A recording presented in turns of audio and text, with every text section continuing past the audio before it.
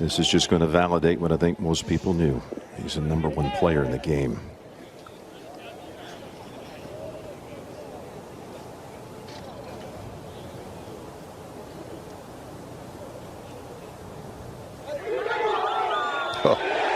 It's a Koepka coronation. All right, we are back here on the podcast talking golf this week for the first time since we did the return of golf special here back, I think, in late May. Join me, as always, whenever we talk about golf on this podcast. He works for the PGA Tour. The great Dan DeMartini is here. Dan, how are you? I'm doing well, Mike. Happy to be back. Happy to, have a summer full of golf and a lot more to look forward to throughout the rest of 2020. Yeah, it definitely has been the summer of golf. I will say that. I have not been as on top of the results since the other sports are starting to come out. I'll admit I've lost track of golf a little bit. Can you give me the update on how things have been going? It's been really interesting. There are a lot of guys out there who have taken advantage of this quick return to play. The ones that are out there grinding to kind of make their name are taking advantage of it on the leaderboard. Guys like Victor Hovland, Colin Morikawa, even Bryson DeChambeau with his, revised body type, the upgraded version of Bryson. These are the guys that are out there. They're playing almost every tournament since we've been back, and they're taking advantage of the fact that some of these other guys, the top stars, DJ's dealing with an injury, and obviously Brooks has been dealing with an injury since last fall, and there are some guys out there. Tiger's taking his time, only playing a couple events. Rory we haven't seen now in a couple weeks as well. So all I can say is that the guys that are out playing consistently, grinding right now on the PGA Tour are finishing consistently at the top. What you've missed really is a few young guys, like I mentioned, and a couple of oldie but goodies. A guy who I've known since I got into the PGA Tour and golf business back in 2013. Michael Thompson won this past week at 3M. In Minnesota, and here's a guy who is one of the nicest guys you'll ever meet, and he's had some success at the past, specifically at the Honda Classic, but it's been a few years, and he's been fighting to keep his card and barely make cuts and just get enough through, and he did not give up on his game, and it all clicked together for him this past week. So this summer has been kind of for the golf enthusiasts and the people that love these deep cut stories. The last few weeks have been really nice. But obviously the biggest story of the summer and the return to PGA Tour golf has been Bryson DeChambeau, and all of the sports writers that cover golf have been really. You type his name into Google right now, and all you'll get is how Bryson is changing the game of golf. Yeah, I'm glad you brought him up. Let's go there next. How about the Bryson DeChambeau experience? Basically, he's gotten super jacked, and he's playing some of the best golf of his career. Tell a little bit about what Bryson DeChambeau has done and some of his results. Yeah, so for those that haven't followed it so closely, Bryson was a completely decorated amateur player, had some pretty decent success early on in his career on the PGA Tour. He was always known as kind of the guy that was looking at golf and trying to figure out a way to, almost use math and use statistics to his advantage to try to find ways to cut down on shots and cut down on, all of the issues with strokes lost based off of where he's hitting the ball and distance measurements. So the big thing with him is that everybody knew him as the guy that wore the little caddy hat, the little Puma golf hat, but also that he played with all of his golf clubs the same exact length. Normally you have some variation between the length of your pitching wedge versus your longer irons and then obviously your driver, but he played with the same length all the time, which is kind of unusual. So not only are you now compiling the fact that he's looking at the game from more of a mathematical lens, and he has a very unusual setup in his equipment. But now he decides over this, the last few months that we've been off, to pack on, 30 to 40 pounds of weight. Some people call it muscle. Some people just call it pure mass. And he really has, just put on enough weight where it is, it's staggering what he's done. Bryson obviously won at Rocket Mortgage a few weeks back. And while he was there at Rocket Mortgage, I think I saw the statistic, he set the all-time PGA Tour record for the longest average driving distance for a winner of an event. I think he passed Dustin Johnson and Tiger Woods. He was averaging 350 yards a drive during that tournament, which is insane. I like to think that for an average golfer, can hit the ball pretty decent off the tee, and I would probably be in the 275 to maybe 285 range. And he's driving at 350 yards. It's insane. On tour this year alone, he's averaging almost 330 yards a drive.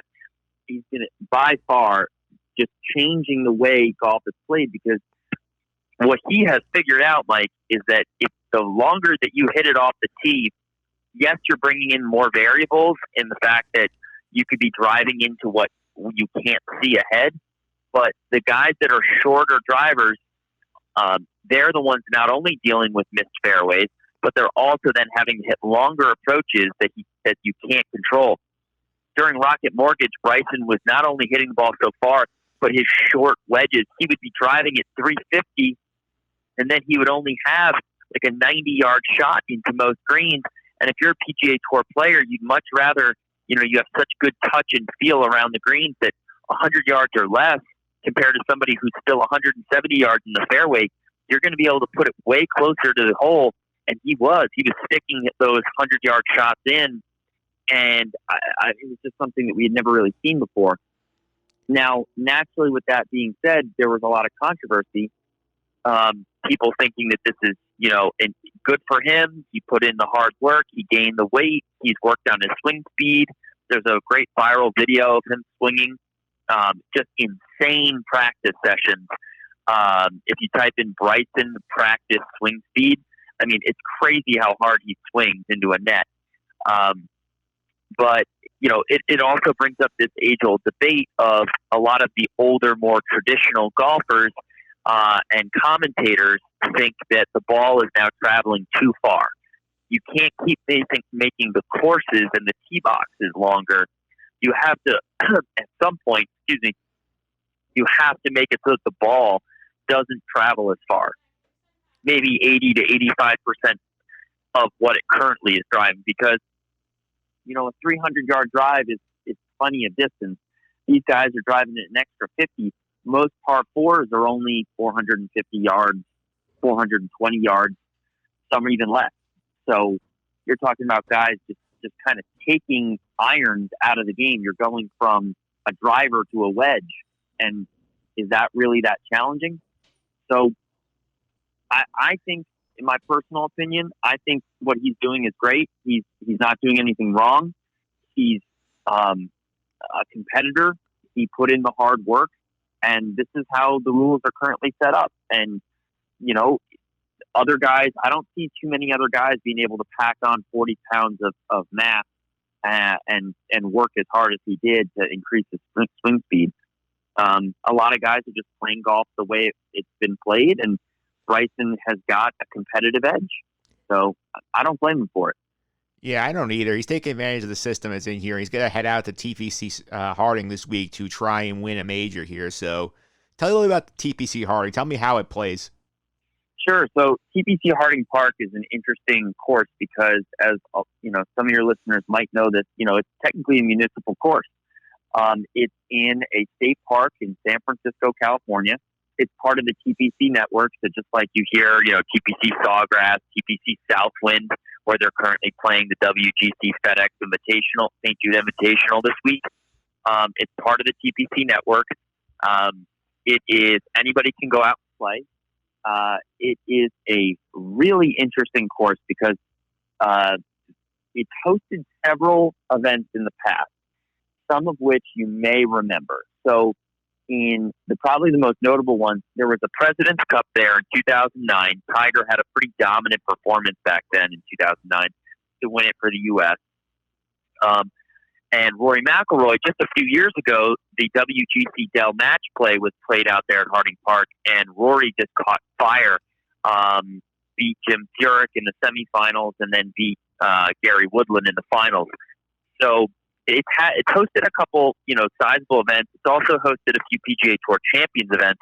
What I have heard from, various people that I interact with around just course setup, maintenance, things like that, I'm hearing that this is going to play incredibly difficult, and that the way that courses have been attacked so far on tour this season, this is going to be a big, big change for them, with it being really the first major outside of the Players' Championship. So what I'm hearing is that this course, basically the normal width of the fairways will be almost half of what would be available to the public. Say you played this, 6, 7, 8 months ago, maybe even less. I'm hearing that they have completely grown the rough out, almost to the point where if you drop a ball greenside, your ball completely disappears.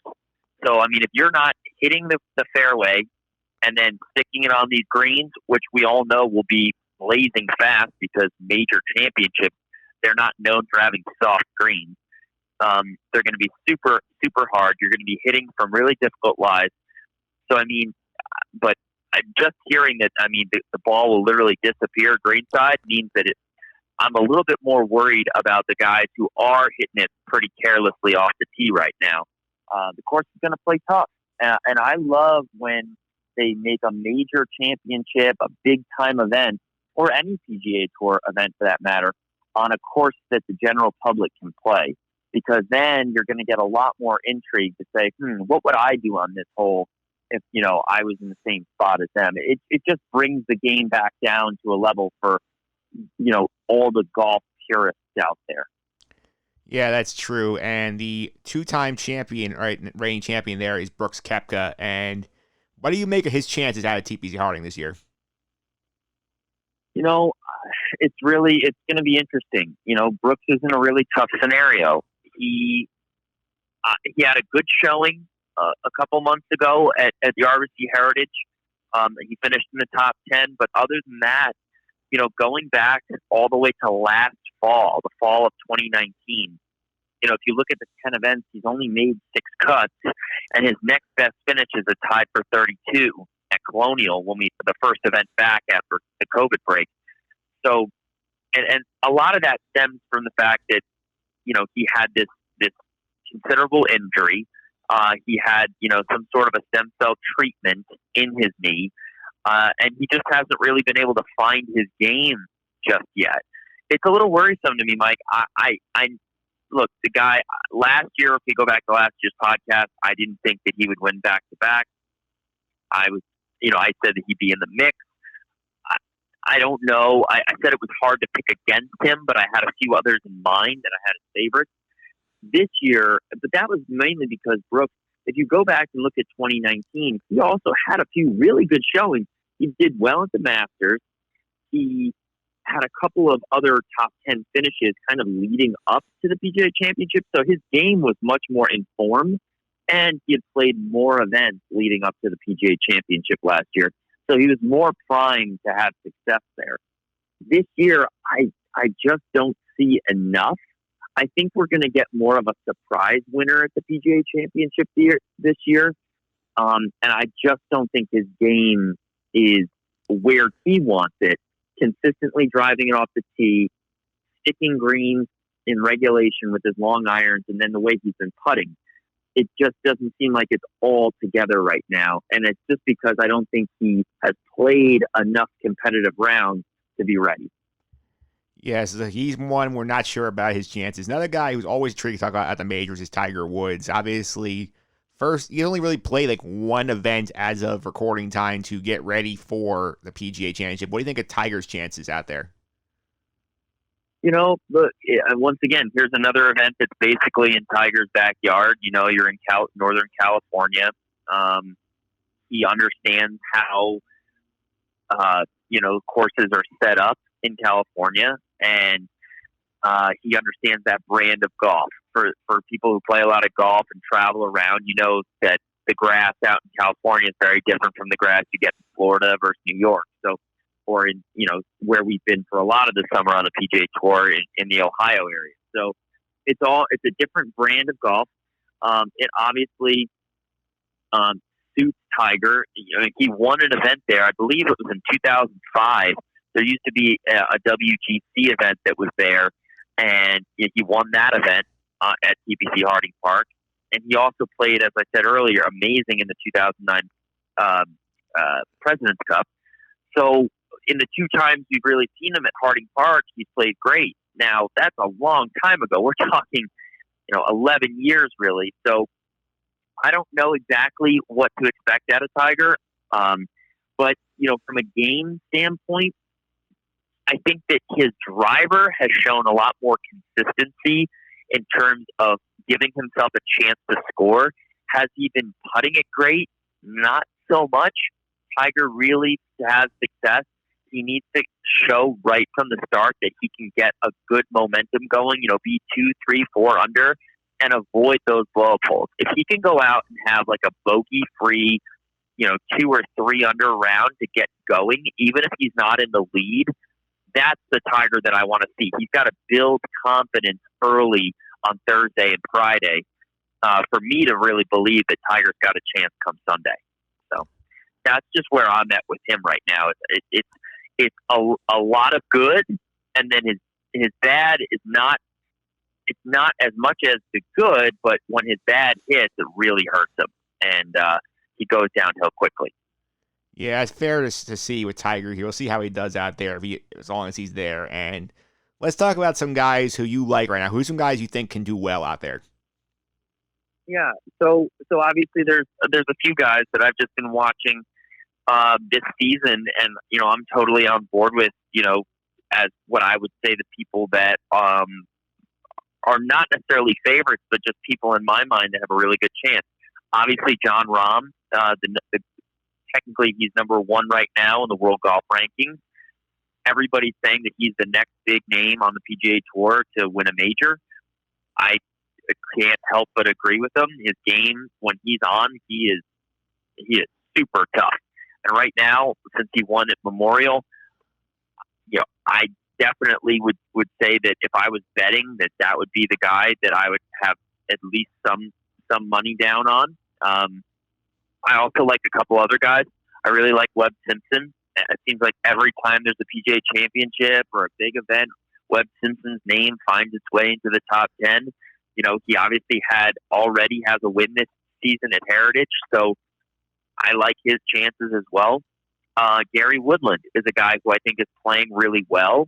Just in general, I like his game, and obviously he played well enough to make it in 2015 all the way to the finals with McIlroy.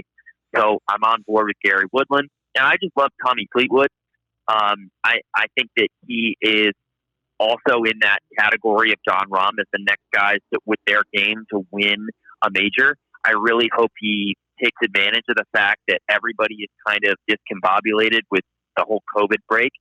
And I know he played at 3M, and he's had some marginal success in the last 2 years. I think that he could come out of nowhere, and if he gives himself a chance on Thursday and starts hot and can get 3-4 under, then he's a name that I really hope he gets a win, because he's a good guy and he's got a great swing. He's really fun to watch, especially when they do those slow modes and you see how far he gets his head and he keeps his back leg straight. He can really wail on the ball for not a big guy. So I'm on board with Tommy Fleetwood. And, obviously Rory McIlroy, right? I mean, that's kind of the easy one to put out there. This is the guy who he's shown success on this course. He's had success this year so far. And in my mind, he's the guy to beat.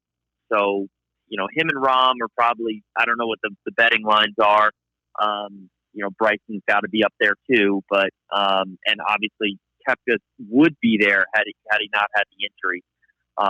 Justin Thomas, all of those guys, those are going to be kind of the betting favorites, but hopefully between Woodland and Simpson and Fleetwood, that gives the listeners, if you're looking for some other places to bet, those are the guys that I would keep an eye out for. That sounds good to me. Let's go the other way. Who are a couple guys you might be fading a little bit? Sure. So, and it's nothing against, where they are. I just, from a game standpoint right now, I'm okay saying, I think that Jordan Spieth, I think he'll do well, but I don't think he'll win. I still think he's trying to figure out and get his game. I think he's back to about 80% of where he was. I don't necessarily love this course for Bubba if his driver isn't completely accurate. And the same for Phil Mickelson. Honestly, if I know Phil's a California guy and this course might set up well for him, but if he's not, I know everybody wants to bomb it out there. This course really sounds like you will be in terrible conditions if you are missing fairways. That's why I'm trying to lean on guys who right now are not only driving the ball far, but accurately into off the tee. So I would say Bubba, Jordan, and Phil are kind of the guys I might be fading on. And I do have a couple sleepers. I know we always talk about some deep sleepers. At least one guy, I'll give you a name, is Victor Hovland. For those that are listening that don't know Victor, it's worth looking him up. He's kind of another one of these Colin Morikawa type guys who have won some events. They've had some serious success. And if you look at what Hovland has done, he won the Puerto Rico Open earlier this year. He's got 5 top 25 finishes in his last 6 events, including a 3rd place at Workday a few weeks ago at Muirfield Village. So here's a young guy who's taking advantage of the fact that he can travel, play all these tournaments, get into the next field, and his game has stayed very consistently strong since early this winter. So he has a lot of confidence, and I feel like if anybody's going to come out of nowhere and maybe have a top 10 finish, it could be Victor Hovland. That's good to know. Interesting thing here. And also of note here, this is interesting given the way the PGA Tour calendar is set up here. This right now, this is going to be the only major in the actual 2020 calendar year, because obviously the year-end FedEx Championships actually play out before the U.S. Open and the Masters are back on the calendar. So you're looking at 1 major counted in the standings this year and 6 next year, plus the Olympics. Feels like a very unusual golf setup this year. It's incredibly different. And we have an amazing team at the PGA Tour that constantly works through all of these scheduling, qualifying conflicts. You can only imagine how difficult it is to put on these events, prepare for these events, not knowing if at any given point, if a few players do test positive, it can completely cancel everything that you planned for the last. I mean, people don't realize. I read an article that said TPC Harding Park alone, just for the PGA Championship, they've been preparing their course and their course setup for 6 years to get it ready to host a potential major. Now, they didn't know where it would be, but just to get it ready. And up until, they were making preparations for grandstands and concessions and hospitality places. I mean, these are all of our tournaments, are preparing months and months and months in advance. And there are memberships that are allowing these build outs. And, it is a huge traveling circus. And, this situation that we're in right now, everybody is kind of sitting there, trying to remain calm with everything, but we're also very diligent about making sure that if something does change, if there is an issue, how can we think through all possible scenarios? And that's why, even with all these other sports, like we've just been reading about this week with Major League Baseball having issues, the tour is taking every possible precaution so that the investment that these courses, the investment that the sponsors and everybody is making to put on a great PGA Tour season works the best way possible. Is it strange that there's only 1 major championship? Sure. But next year and the year after, it's all going to work to the benefit to grow the game. There's going to be now even more heightened interest in golf because, everybody is craving sports. It's like we've just been deprived of, top competition for 4 months now, and everybody is just so badly wants it. In golf, we're in a great position with the FedEx Cup playoffs coming up, because right as the Major League Baseball season continues on, hopefully, and the NBA is just looking into their playoffs, here comes 3 great weeks of, 4 great weeks, if you include, Wyndham leading into it to make the playoffs, is the FedEx Cup playoffs and leading right into Tour Championship, and then we start right over again. So it's going to be a great couple months, and everybody obviously is doing everything that they can to get us to this point, and I couldn't be more excited to see what happens through the Tour Championship, and then to see how 2021 as a golf season comes together. So it's an interesting thing, right? We feel like we were kind of deprived a bit in 2020, but I honestly look at it a way as we're still getting a great finish in 2020, and we're getting an even better year in 2021. All right, Dan, thanks for all the time. I really appreciate it. Before I let you go, how can people follow on social media? Sure, you can follow me on Out of Town Fan Pod on Twitter. Obviously at this point, we're all excited. So I've been doing a little bit less tweeting about golf right now and a little bit more about kind of training camp getting open for the NFL, because and I know, Mike, you talk a lot about, NFL on your podcast and whatnot, but that's the one sport that I'm still so curious about what's going to happen there and how are they going to possibly do this season, because we knew Major League Baseball would figure it out at some point. We're still not sure if it's going to go through, but they kind of made their plan. The NBA obviously convinced themselves the bubble was going to work, and so far it has. But the NFL, I still am kind of curious how this is all going to go down and where they're going to kind of take their freedoms and letting some fans in and no fans here and no preseason. It seems like they're just kind of every week is a new story. So going to be really fascinating. So that's kind of what I'm grinding on social media wise right now. Yeah, the NFL stuff is fascinating. Although I will call the league out for being complete hypocrites, where basically in their player conduct thing, when they said hey, you can't go to parties this year, you can't go to like music concerts, you can't go to sporting events, but it's not safe for the players, but we'll let all the fans in. That's where I say the NFL just looks completely hypocritical with that they value the buck over the lives of their fans.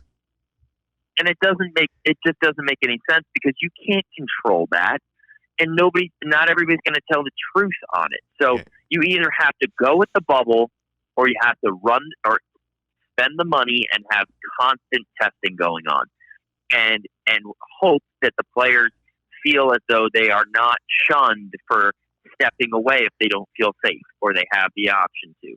So I understand the NFL is such a massive, money generator, and there are so many more complicating factors, because the players get so close to one another. It's very different from golf and very different from baseball.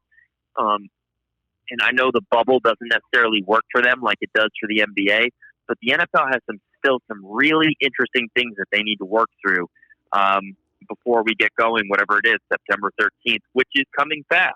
Yeah. So it's going to be fun. Yeah, the NFL has had the benefit of time in their hands, but that time is running out. Now they bought themselves a little more by canceling the preseason, which nobody needed anyway, but we will see what happens there. And we'll get a little teaser with Hard Knocks coming up soon with the Rams and the Chargers. I think we'll get a little hint on what the new NFL normal might look like. Yeah, no, and I've watched some of the stuff about what each facility looks like, and they're taking the right precautions. But what's going to happen that first Sunday across the NFL landscape, and what does that look like? And are there fans there? And is it safe? Does anybody test positive on the Saturday right before the game, and then they can't play those games? And how do you postpone NFL games? You could do it in baseball easily. You're not going to play a doubleheader in the NFL. So it's going to be really, really interesting to see how this works.